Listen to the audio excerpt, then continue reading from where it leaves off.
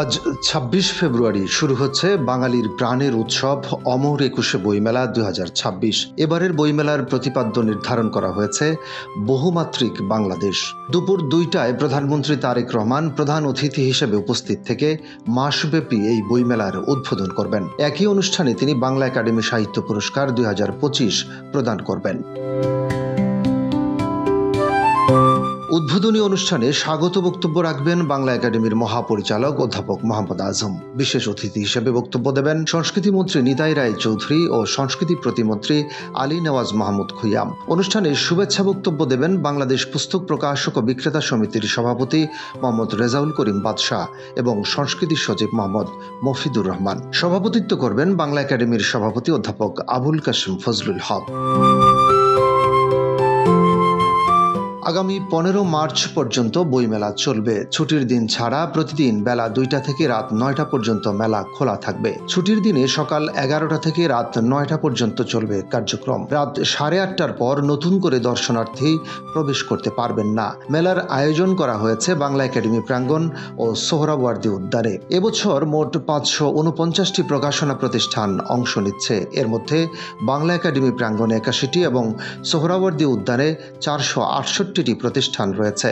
মোট ইউনিট সংখ্যা ১০১৮টি। গত বছরের তুলনায় প্রকাশনা প্রতিষ্ঠানের সংখ্যা কমলেও বিন্যাসে শৃঙ্খলা ও পরিসর বজায় রাখা হয়েছে। লিটল ম্যাগাজিন চত্বরে ৮৭টি লিটল ম্যাগাজিনকে স্টল বরাদ্দ দেওয়া হয়েছে। শিশু চত্বরে রয়েছে ৬৩টি প্রতিষ্ঠান ও ১০৭টি ইউনিট। শিশুদের অবাধ চলাচল ও বই সংগ্রহের সুবিধার্থে শিশু চত্বরকে কেন্দ্রীয়ভাবে স্থাপন করা হয়েছে। প্রতি শুক্র ও শনিবার সকাল ১১টা থেকে দুপুর ১টা পর্যন্ত থাকবে শিশু প্রহর। এবারের বইমেলাকে জিরো ওয়েস্ট বইমেলা হিসেবে আয়োজনের সিদ্ধান্ত নেওয়া হয়েছে। পলিথিন ও ধূমপান মুক্ত মেলা নিশ্চিত করতে বিশেষ ব্যবস্থা নেওয়া হয়েছে। স্টল, মঞ্চ, ব্যানার ও প্রচার সামগ্রীতে পুনর্ব্যবহারযোগ্য ও পরিবেশ বান্ধব উপকরণ যেমন পাট, কাপড় ও কাগজ ব্যবহারে উৎসাহ দেওয়া হয়েছে। নিয়মিত পরিষ্কার পরিচ্ছন্নতা, ধূলি নিয়ন্ত্রণে পানি ছেটানো এবং মশক নিধনের ব্যবস্থাও থাকবে।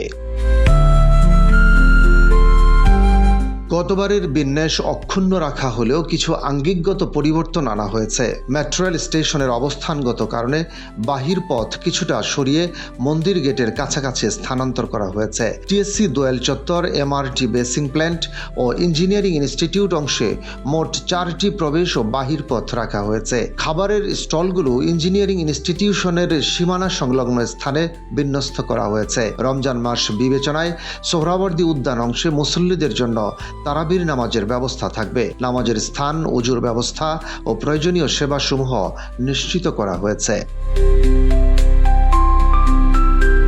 প্রতিদিন বিকেল ৩টা থেকে ৪টা পর্যন্ত মূল মঞ্চে বিষয়ভিত্তিক সেমিনার অনুষ্ঠিত হবে। বিকেল ৪টা থেকে ৫টা পর্যন্ত থাকবে সাংস্কৃতিক অনুষ্ঠান। এছাড়া অমর একুশে উদযাপনের অংশ হিসেবে শিশু কিশোর চিত্রাঙ্কন, আবৃত্তি ও সঙ্গীত প্রতিযোগিতার আয়োজন রাখা হয়েছে। নতুন বইয়ের মোড়ক উন্মোচনের জন্য সোহরাওয়ার্দী উদ্যানে পৃথক ব্যবস্থা থাকবে। মেলার প্রবেশ ও বাহির পথে পর্যাপ্ত আর্চওয়ে স্থাপন করা হয়েছে।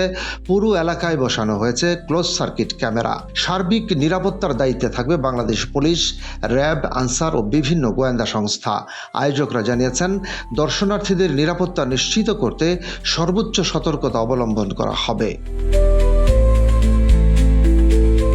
মেলায় অংশগ্রহণকারী প্রকাশনা প্রতিষ্ঠানের ২০২৫ সালে প্রকাশিত গ্রন্থের মধ্য থেকে গুণগত মানের ভিত্তিতে চিত্তরঞ্জন সাহা স্মৃতি পুরস্কার প্রদান করা হবে। শৈল্পিক মানের বিচারে 3টি প্রতিষ্ঠান পাবে মুনির চৌধুরী স্মৃতি পুরস্কার। শিশুতোষ গ্রন্থের জন্য থাকবে রোকনুজ্জামান খান দাদাভাই স্মৃতি পুরস্কার এবং স্টলের নান্দনিক সাজসজ্জার জন্য কায়ুম চৌধুরী স্মৃতি পুরস্কার। এছাড়া নতুনভাবে প্রবর্তিত সর্দার জয়নুদ্দিন স্মৃতি পুরস্কার দেওয়া হবে নতুন অংশগ্রহণকারী প্রকাশনা প্রতিষ্ঠানগুলোর মধ্যে গুণগত মানের বিচারে সেরা 3টিকে।